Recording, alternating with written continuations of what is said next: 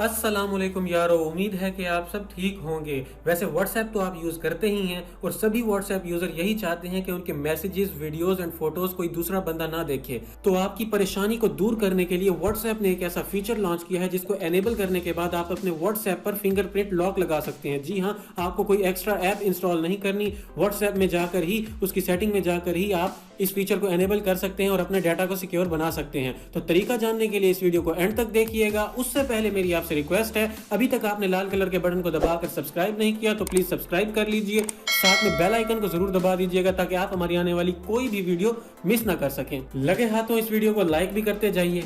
तो व्हाट्सएप में अपना डाटा सिक्योर बनाने के लिए सबसे पहले आपको अपने मोबाइल में जो व्हाट्सएप है उसको अपडेट कर लेना है। मैं यहाँ ऑलरेडी अपडेट कर चुका हूँ। तो आपने व्हाट्सएप को अपडेट कर लेना है। उसके बाद चले जाना है आपने व्हाट्सएप में। व्हाट्सएप में जाने के बाद आपको टॉप राइट कॉर्नर पे 3 डॉट नजर आ रहे होंगे, इन पे टैप कीजिए। यहाँ पे आपने चले जाना है सेटिंग में।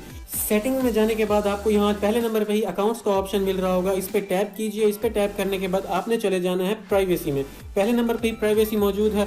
प्राइवेसी में जाने के बाद आपने इसको स्क्रॉल डाउन करना है और लास्ट पे आपको एक ऑप्शन मिल रहा है फिंगरप्रिंट लॉक।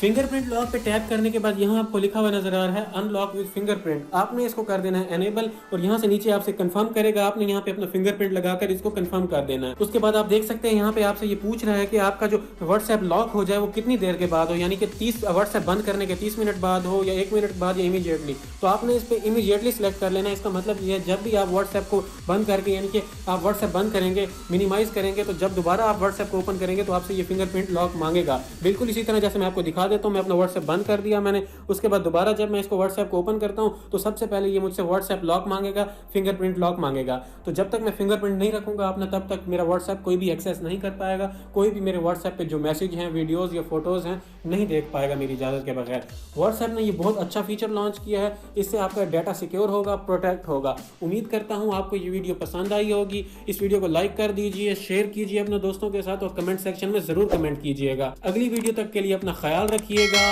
अल्लाह हाफिज।